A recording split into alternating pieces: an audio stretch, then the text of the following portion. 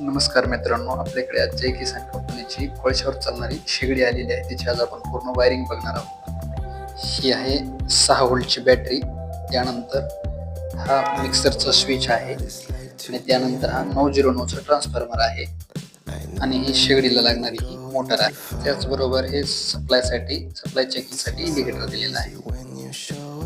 हे सॉकेट मार्फत हे ट्रान्सफॉर्मरला येणारे 2 वायर आहेत रेड कलरचे इनपुट मध्ये, तर आउटपुट मध्ये ट्रान्सफॉर्मरचे 3 वायर निघालेले आहेत. त्यापैकी निळ्या कलरचे हे 2 वायर डायोडच्या मार्फत हे स्विचला कनेक्ट झालेले आहेत. तसेच स्विचच्या त्या पॉइंट वरून 2 नंबर पॉइंट कडे आणि 2 नंबर पॉइंट वरून 1 नंबर पॉइंट कडे असे 2 डायोड वेगवेगळे लावण्यात आलेले आहेत आणि मधला पॉइंट हा मोटरच्या मेन कनेक्शनला ठेवलेला आहे. तो डायरेक्ट मोटरला जोडला जातो. त्यानंतर बॅटरीवरून हा येणारा प्लस बटनच्या डायोडच्या खालच्या साईडला जोडला जातो, म्हणजेच बटनच्या 3 नंबर पॉइंटला, आणि बॅटरीचा मायनस हा मोटरच्या मायनस मध्ये एकत्र केला जातो.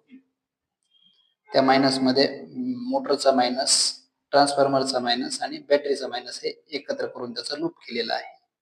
आणि त्यानंतर हे इंडिकेटरची वायर एक मोटरच्या मायनस मध्ये एकत्र केलेला आहे आणि दुसरा प्लस वाला जो आहे तो डायोडच्या वरच्या साईडला दिलेला आहे, म्हणजेच ट्रान्सफॉर्मरच्या एका वायरमध्ये प्लसला एका वायरमध्ये कनेक्ट केलेला आहे. तर अशा प्रकारे ही शेगडीची पूर्ण वायरिंग आहे.